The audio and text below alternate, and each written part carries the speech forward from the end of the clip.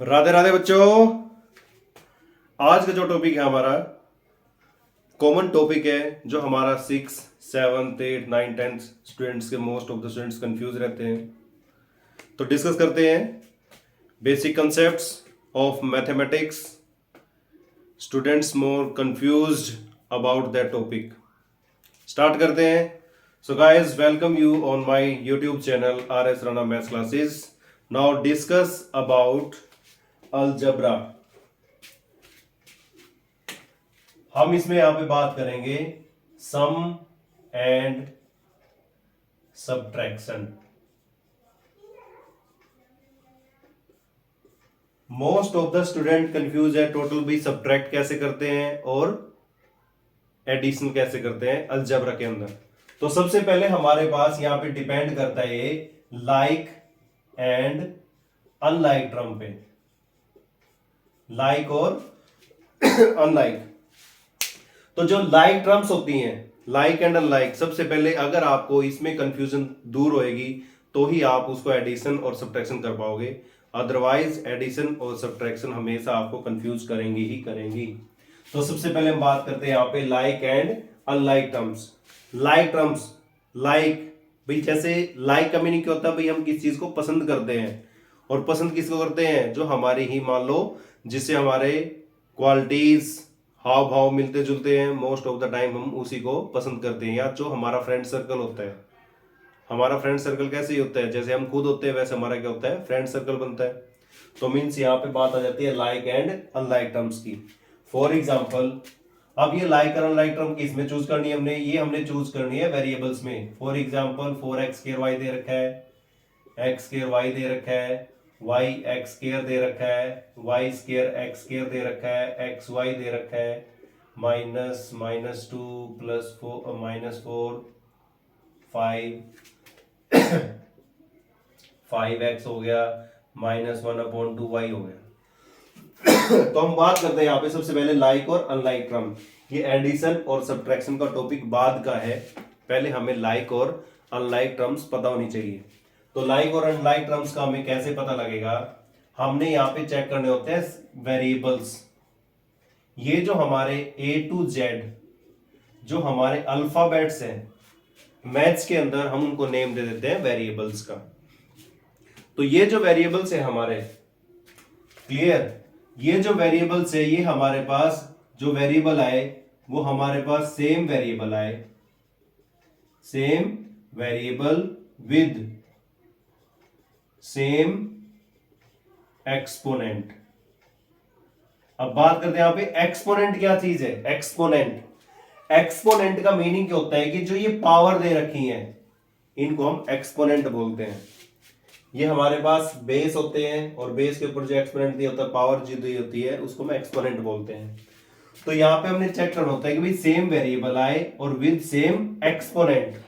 तो मतलब यहां पे चेक करो भाई x की पावर 2 और y क्या है, 1 है, जिसके ऊपर यहां पे कोई भी पावर गिवन नहीं होती, उसका मतलब 1 होता है।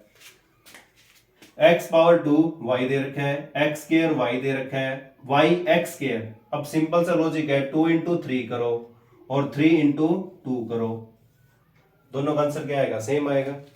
तो मैथ्स के अंदर जो हमारे पास प्रोडक्शन होती है, प्रोडक्ट जो होती है, वो हमारी कॉम्यूटेटिव प्रॉपर्टी को होल्ड करती है। कॉम्यूटेटिव का मतलब होता है कि अगर हम इनकी पोजीशन चेंज कर दे रिजल्ट तब भी सेम आता है। तो अगर हम y(x) करें या xy करें तो रिजल्ट हमारा क्या रहेगा? सेम रहेगा। x power 2y, x power 2y, x power 2y, x² y², ये हमारी डिफरेंट हो गई है, ये डिफरेंट है, ये डिफरेंट है, ये डिफरेंट है। तो मींस ये हमारे पास, अगर हम बात करें यहाँ पे भाई लाइक टर्म कौन कौन सी बनी, तो लाइक टर्म हमारे पास आई है 4x²y, 5x²y, -4y(x²). एक दो स्टूडेंट्स की मिस्टेक आई थी कि सर यहाँ पे जो दे रखा हमारे पास भाई x² और y(x²) ये सेम कैसे है? तो आपको ये पता होना चाहिए कि जो हमारे पास वेरिएबल्स की अगर हम पोजीशन चेंज कर दें और उनको मल्टीप्लाई करें तो आंसर हमारा सेम होता है। यानी x मल्टीप्लाई y करो या y मल्टीप्लाई x करो तो हमारे पास क्या आएगा? xy या फिर yx। तो इन दोनों का रिजल्ट क्या रहेगा? तब भी सेम रहेगा। हमने चेक करनी होती है यहाँ पे एक्सपोनेंट्स। और यहां पे एक्सपोनेंट्स क्या दे रखी है, सेम दे रखी है। क्लियर? तो यहां पे जो हमारे टर्म्स दे रखी हैं सभी की सभी, ये हमारी लाइक टर्म्स आ गई है। हम बात करेंगे यहाँ पे कोफिशिएंट्स की, ठीक है। पहले हमें लाइक टर्म बताएगी, उसके बाद हम बात करेंगे कोफिशिएंट्स की, अदरवाइज हम यहाँ पे कोफिशिएंट्स की बात नहीं करेंगे। क्लियर? तो अब बात करते हैं यहाँ पे, जब हम एडिशन और सब्ट्रैक्शन करेंगे तो यहाँ पे जो वेरिएबल्स दे रखे होंगे ना, ये वेरिएबल्स ये हमारे सेम होने चाहिए, और सेम होने के बाद जो कोफिशिएंट दे रखा होगा, कोफिशिएंट मतलब वेरिएबल पे हाथ रखोगे जो वैल्यू हमें नजर आएगी। अब इस पे हाथ रखा, क्या नजर आ रहा है, 4, इस पे हाथ रखा 5 नजर आ रहा है, इस पे हाथ रखा -4 नजर आ रहा है। तो जब हम वेरिएबल के ऊपर हाथ रख देते हैं, जो वैल्यू हमें नजर आती है उस टर्म के अंदर, तो वो हमारा क्या बन जाता है, कोफिशिएंट। और कोफिशिएंट का मीनिंग क्या होता है, मल्टीपल ऑफ वेरिएबल। तो यहाँ पे हम स्टेटमेंट नोट करते हैं, तो सोल्व करते हैं question, how to add algebraic expression. Now students look here, here is a statement. इसमें देखते हैं हमने ऐड करना है किसको, 7x square minus 4x plus 5, and ये कॉमा लगा रखा है, मतलब क्या ये नेक्स्ट स्टेटमेंट है, -3x square plus 2x minus 1 and 5x square minus x plus 9। Clear? यहां पे इसको हटा देते हैं, प्लस 9 कर देते हैं, फिर इसको सोल्व करते हैं। तो जब भी आपके पास, सबसे पहले मेन पॉइंट होता हमारा भाई उसको अंडरस्टैंड करना। अगर आप एक बार इसको समझ जाते हो, उसके बाद आप इसको हॉरिजॉन्टल भी सोल्व कर सकते हो, वर्टिकली भी सोल्व कर सकते हो। वर्टिकली का मीनिंग क्या होता है कि जब हम एक स्टेटमेंट के नीचे दूसरी स्टेटमेंट को लिखते हैं और प्लस करते हैं, और हॉरिजॉन्टली क्या होता है कि जब हम एक ही लाइन में उस क्वेश्चन को सोल्व करते हैं। ठीक है? तो सबसे पहले स्टार्टिंग जो बच्चों की कंफ्यूजन होती है, टाइम लग जाए लेकिन एक बार समझ आ जाए। अगर आपको एक बार टॉपिक समझ आ जाता है, उसके बाद आप जिस मर्जी मेथड से उसको सोल्व कर सकते हो। तो सबसे पहले मैं यहाँ जो कोमा दे रखा है, उससे पहले जो 3 टर्म्स है उनको एक लाइन में लिख देता हूं, 7x square minus 4x plus 5। ठीक है जी। अब जो ये नेक्स्ट टर्म आती है, नेक्स्ट टर्म, अब नेक्स्ट टर्म में मैंने अलजेब्राइक फंक्शन का ध्यान देना है। जो हमारे वेरिएबल होंगे, जो सेम पावर दे रखी होगी, सेम पावर के नीचे सेम पावर लिखूंगा मैं। तो यहाँ पे एक्स स्क्वायर दे रखा है, ये एक्स स्क्वायर आ गया, उससे पहले क्या लिखा हुआ है 3 प्लस 2x माइनस 1, यानी जो जिसके साथ लाइक टर्म होती है उसी के नीचे मैंने दूसरी स्टेटमेंट को लिखा हुआ है। अब आ जाते हैं थर्ड स्टेटमेंट पे। थर्ड स्टेटमेंट दे रखी है 5x स्क्वायर।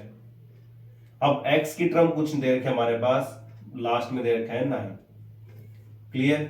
अब इसने बोला था भाई इन सभी को ऐड करो। तो जब हम ऐड करते हैं तो यहां पे देखो स्टूडेंट कंफ्यूज होते हैं, भाई x square x square x square, वो पता नहीं इसका क्या करते थे, x पावर 6 भी कर देते हैं। बट यहाँ पे हम मल्टीप्लाई नहीं कर रहे। यहाँ पे जब हम ऐड करते हैं, जो वेरिएबल होता है वेरिएबल आएगा सेम, वेरिएबल आएगा सेम, उसके कोफिशिएंट्स में चेंज आएंगे। अब यहाँ पे x पे हाथ रखो, x स्क्वायर पे 5 दे रखा है, यहाँ पे -3 और ये 7, यानी अगर यहाँ पे सोल्व करें 7 - 3 + 5, इसको सोल्व करो, जिनके साइन सेम दे रखे उनको ऐड कर दो।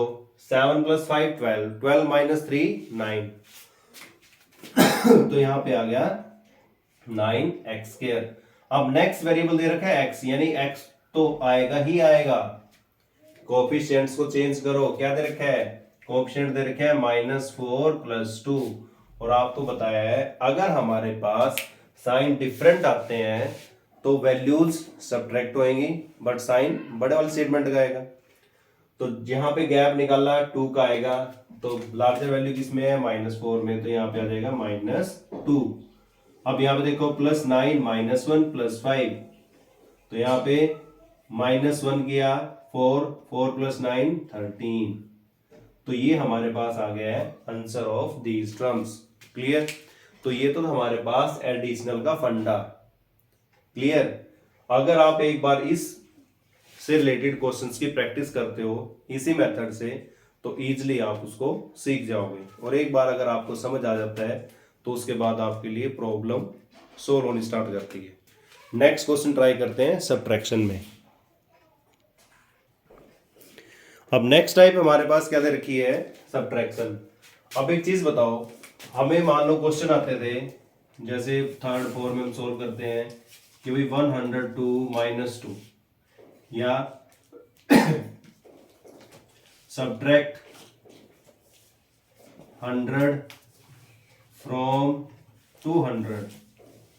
हम क्या करते थे इसमें कि ये जो फ्रॉम दे रखा है ना, फ्रॉम के बाद की जो स्टेटमेंट है वो हम पहले लिखते थे, यानी यहां पे आ गया 200, ठीक है, और फिर लिखते थे हम 100। अब इसके बीच में साइन कौन सा लगाते थे, माइनस। क्यों, क्योंकि इसने स्टेटमेंट में दे रखा भाई सब्ट्रैक्ट करना है। तो यहां से तुमने एक चीज नोट करनी है, क्या, कि ये जो -100, ये जो 100 था ना, यहां तो प्लस का दे रखा था, ये माइनस थोड़ी दे रखा था। तो हमने क्या किया, इस प्लस को माइनस किया। तो एक चीज आपने ध्यान रखनी है, तो ऐसे हम यहाँ पे फॉर्मूला अप्लाई करेंगे क्या, कि जिसके बाद फ्रॉम दे रखा है, फ्रॉम के बाद की स्टेटमेंट हमेशा लिखनी होती है पहले। लिख लिया जी। अब जो स्टेटमेंट आती है ये, इसको आपने वेरिएबल की लाइक टर्म्स को देख के उसी के नीचे लिखना है। x³ दे रखा है, x³ लिख दिया जी, -4x ये लिख दिया, और प्लस में 5, ये टर्म तो दे ही रखी। अब देखो ध्यान से, स्टूडेंट के माइंड में कंफ्यूजन है। कंफ्यूजन क्या है कि पता नहीं क्या है, plus plus plus plus plus minus minus, क्या खिचड़ी पकी रहती है, हमें कुछ नहीं देखना। ये जो स्टेटमेंट है इसका यहाँ पे साइन कौन सा है, पॉजिटिव है, जिसके आगे कोई साइन नहीं होता मतलब पॉजिटिव है, तो इसको करना पड़ेगा नेगेटिव। ये नेगेटिव दे रखे, इसको करेंगे हम पॉजिटिव, और ये नेगेटिव दे रखा, पॉजिटिव दे रखे, इसको करेंगे नेगेटिव। यहां पे कोई साइन चेंज नहीं कर सकते इसका हम। क्यों, क्योंकि इसके नीचे की टर्म तो कोई दे ही नहीं रखी, ना ये किसी के साथ प्लस होएगा, ना ये किसी के साथ माइनस, यानी इसका प्लेस खाली है। और जहां पे खाली होता है मतलब क्या होता है, 0। और किसी भी नंबर में 0 प्लस करो या माइनस करो, आंसर सेम आता है। तो देखो अब सोल्व करते हैं इसको, x³ का x³ आएगा, ठीक है जी। अब ये बीच वाले साइन भूल जाओ, क्या थे क्या नहीं थे, इन वाले साइंस को सिर्फ आपने नीचे वाली लाइन के और ऊपर वाली लाइन के साइन देखने हैं। -2 + 4 2 आ जाएगा, ठीक है जी, +4। अब इसका कोएफिशिएंट क्या है, जिसका कोई कोएफिशिएंट नजर नहीं आता हाथ रखने के बाद, यानी ब्लैंक बच जाता है, तो उसका मतलब क्या, वहां पे 1 होएगा। तो 4 + 1 कितना आ गया, 5x², और ये एच आ जाएगा, -5 + 6 + 1। Clear students. तो नेक्स्ट वीडियो में और इंटरेस्टिंग कुछ बेसिक कंसेप्ट आपके सामने लेके आएंगे। तो चैनल को ज़्यादा से सब्सक्राइब करें, वीडियोस को शेयर करें। मिलते हैं स्टूडेंट्स नेक्स्ट टाइम।